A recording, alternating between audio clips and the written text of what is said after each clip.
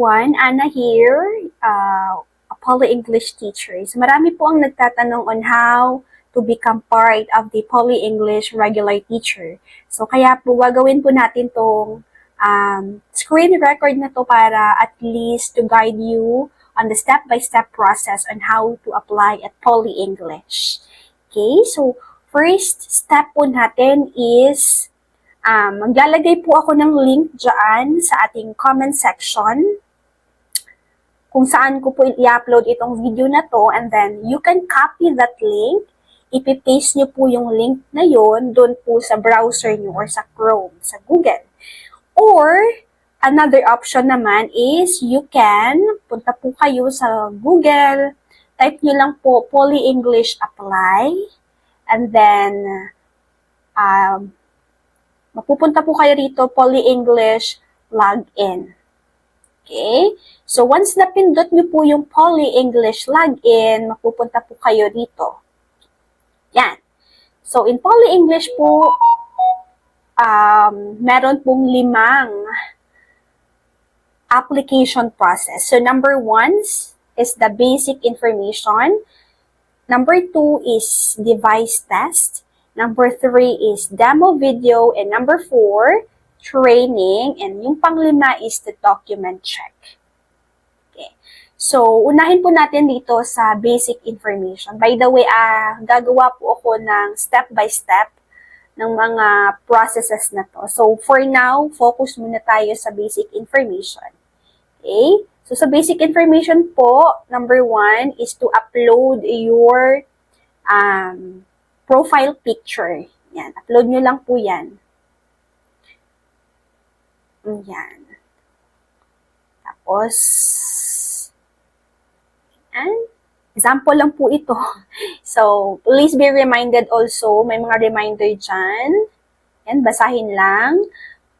Next po is gender, female, full name po, middle name, and last name. Okay, after that is our telephone number. Provide your telephone number. Our nationality, Filipino. Yan. And then current location, Philippines. Saan po kayo sa Philippines? Ako po ay nasa Metro Manila. And then ako ay nasa city ko ay Pasay. That's how we do it.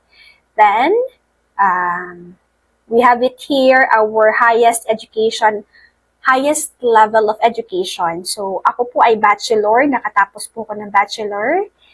Or, for those naman na hindi nakatapos ng bachelor, pwede yung associate. Ayan. Just please be honest lang po. Kasi nakikita po yan sa document na ipapasa po natin as we go along sa application process. So, ilagay natin bachelor. Okay? And next would be, select any online teaching company you work for or have previously worked in the past. So, yan. Meron po dyan yung mga ESL companies. If kayo po ay isang public school teacher, local public school. Kung ikaw naman po ay, I think, pag private school, other ka lang, tas specify mo lang. Or kung you don't have other, or you don't have any online teaching experience. Yeah. Next po is years of teaching experience. So, meron ako 2. WhatsApp ID, lagay nyo lang po none. Where did you hear about us? So, referral code, lalagay ko rin po dyan sa ating comment section, or pwede nyo na po, Facebook. Yan. Then, do you have any teaching certificate? Yes, I have po. So, for those na wala, you can browse po sa teacher record. Kumuha lang po kayo ng exam doon, and then, kapag naipasa nyo naman po yung exam, mabibigyan po kayo ng ESL teaching certificate. Punta lang po kayo sa teacher record. Browse nyo lang po sa Google. Okay? So, ayan. Tapos, i-upload nyo po dito yung teaching certificate nyo po. Yan, sample lang natin yan.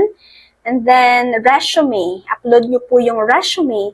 So, make sure po na before, example lang po natin yan, no? And yung resume, need nyo po rin ng resume rito. So, make it sure na lang po na before po kayo mag-undergo ng process na to sa application, naka-ready na po siya para at least tuloy-tuloy na po yung process nyo. And then, submit nyo lang po. Yan. Okay? So, ayan. After nyo po mag-submit, mag-i-email po si Polly sa inyong given na email. Naka-indicate po doon, proceed po kayo sa device test. The step 2. So, I think meron silang specific na link na nakalagay doon kung ano yung mga hinihingi na mga requirements for the device test. But, huwag po kayo mag-alala. I'll be doing a device test video kung ano-ano yung mga needed na mga requirements sa device test. Okay? I will also be, I think sa device test, kailangan nyo lang i-screenshot yung mga hinihingi nila doon. Guided naman po kayo.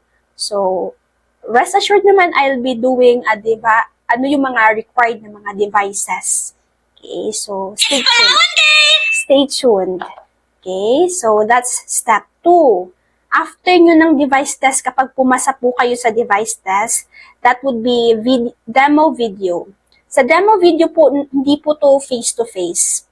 Okay, magbibigay po sila sa inyo ng guidelines. I-record nyo lang yung sarili nyo, teaching a specific trial lesson ng Polly. So, may isi-send sila dun sa email nyo na copy ng trial lesson, i-record nyo yung sarili nyo, kagaya ng ginagawa ko ngayon, i-record ko po yung sarili ko, ganun lang po. And then, after that, papakita nyo lang yung teaching styles nyo kung paano nyo po ginagawa yung pag-teach. So, ganun lang yung demo video. Wala po kaming face-to-face na demo. So, yun yung kagandahan kay Polly. Recorded po ang demo video. After you record, sasabit nyo po sa kanila. And then, I think mga ilang minutes or days, kapag nakapasa po kayo, proceed po kayo sa training. Pero may mga iba po kasi na natatenga rito sa demo video. Kasi po, medyo may mga hindi nakita si Polly sa kanila. Pero, do not be worried po. Do not worry kasi pwede nyong i-retake and i-retake yung demo video hanggang sa makuha nyo yung tempo or ma-perfect nyo siya. Okay? So, after that, pag nakapasa kayo ng demo video, will be the step 4 training. May isisend lang sila sa inyo na mga guide, may mga links lang sila, self-paced po yung training, meaning, depende na po sa inyo kung kailan nyo tatapusin. So, the earlier, the better yung training. Mas madali lang po yung process ni Polly. And then, last would be the document check. I think may mga hihingiin sila sa inyo na mga credentials, like yung sa diploma, yung sa bank, ganon, yung salary, ganon, keme-keme. Ganon lang. So, I'll be doing this separate video for that. Okay, so stay tuned kayo. Kung may mga katanungan kayo, you may message me kung saan platform niyo po ito nakita. Okay, that ends for now. And I do hope nakatulong ako. Kung wala man, just message me and I will help you. Okay. Bye-bye!